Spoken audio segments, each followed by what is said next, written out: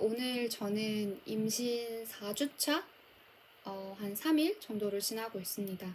지금 제 증상을 좀 말씀드리면 우선은 저는 남편이랑 방귀를 트지 않았어요.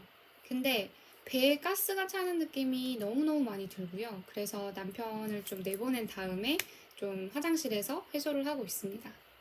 그리고 또 다른 증상은 이제 그 가슴 쪽에 이제 그 가드름이라고 하죠. 여드름이 좀 나고 있는 것 같고요. 그리고 다른 변화로는 뭐 가려움증 같은 것들은 잠깐 있다가 없는 거고, 남편한테도 물어봤거든요. 나한테 느껴지는 가장 큰 변화가 뭐냐, 이제 임신을 확인하고 라고 했을 때 남편이 얘기했던 거는 잠을 정말 많이 자는 것 같다라고 해서 생각을 해보니까 진짜 잠을 많이 자요. 그러니까 보통 저는 밥을 먹고 바로 누우면은 좀 소화가 안 된다라는 주의 때문에 되도록이면 밥을 먹고 몇 시간은 누워있지 않으려고 하는데, 요새는 밥 먹잖아요. 그럼 바로 누워서 잠을 자게 되더라고요. 그리고 뭐 밥 먹은 이후뿐만이 아니라 그냥 한 3시간, 4시간 정도 수유텀이라고 하죠. 그 주기대로 계속 졸려요.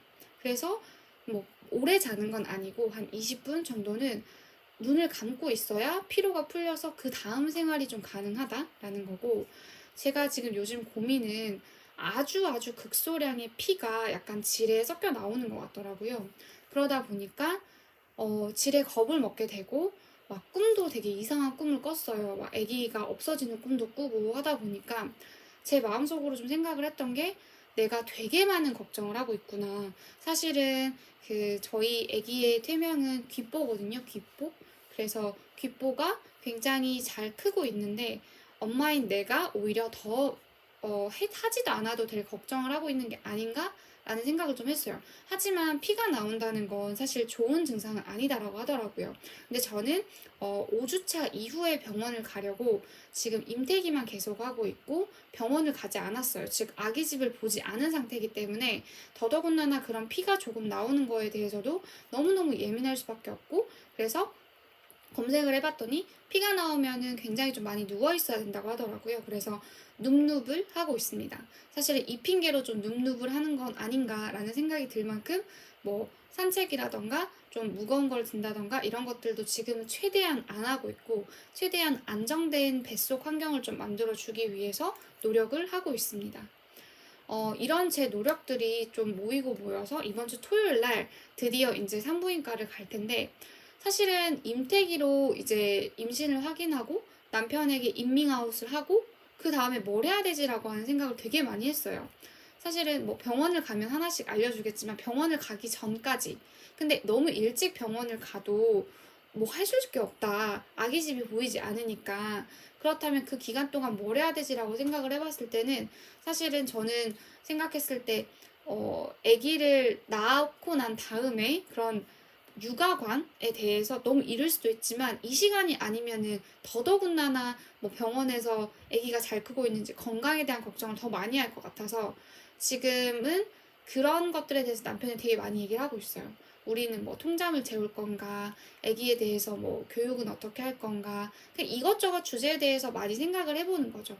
그러면서 남편이랑 정말 엄마 아빠가 될 준비를 귀뽀가 이제 아기가 되는 과정처럼 하고 있는 것 같고, 그 과정 중에 저는 이번에 여러 가지 출산 방법이 있다고 하더라고요. 제왕절개를 할 수도 있고, 그 다음에 자연분만을 할 수도 있고, 그리고 자연주의 출산이라고 하는 것도 있더라고요.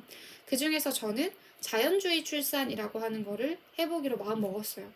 그렇게 한 이유는 사실은 저희 부부가 어떤 결혼식 같은 것도 일반적인 결혼식장에서 하지 않았고, 야외 결혼식장을 빌려서 되게 그 주례 없이 한 1시간 정도를 진행을 했던 기억이 있어요. 다른 결혼식보다 준비 과정이 너무 많았지만 그렇기 때문에 오신 분들도 너무 만족해 했고, 그리고 그 과정들이 그냥 한 결혼식 당일에 30분의 이벤트가 아니라 그 과정에서 저희는 저희 부부가 될 준비를 되게 많이 했다고 생각을 해요. 너무 준비할 게 많으니까 막 서약서도 썼어야 됐고요. 그리고 뭐 이런 상황에서 어떻게 할지 막 시뮬레이션도 많이 했었어야 됐고, 그런 것들처럼 저는 이 아기를 낳는 그 과정이 그냥 병원 베드에서 뭐 의료진이 처치해 주기를 바라는 게 아니라 모든 과정별로가 기록이 됐으면 하고, 그 과정에서 저랑 남편이 너무나도 초보 엄마랑 초보 아빠지만 성숙한 부모가 되기를 바래요.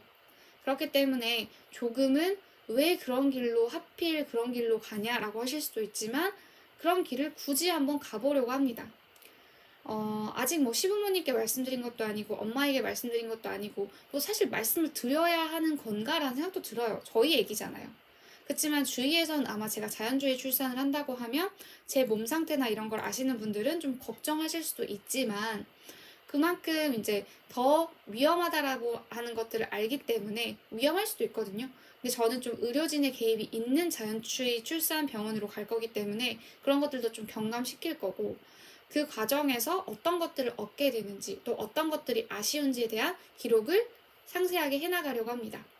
저처럼 임신 과정 중에 변화가 궁금하신 분들, 임신 과정 중에 어떤 엄마의 마음가짐이 좀 궁금하거나 부모로서 해야 할 대화에 대해서 궁금하신 분들은, 그리고 자연주의 출산에 대해서 궁금하신 분들은 구독, 좋아요 누르시면 제가 상세하게 답변 드리고 아는 범위 내에서 굉장히 잘 알려드릴게요. 이게 먼저 경험해본 사람들의 이야기가 정답은 아닐 수 있지만 제게는 제가 임신하는 과정 중에서는 되게 많이 위로가 되더라고요. 그런 분들이 저로 인해서 한 분이라도 있으셨으면 좋겠습니다. 감사합니다.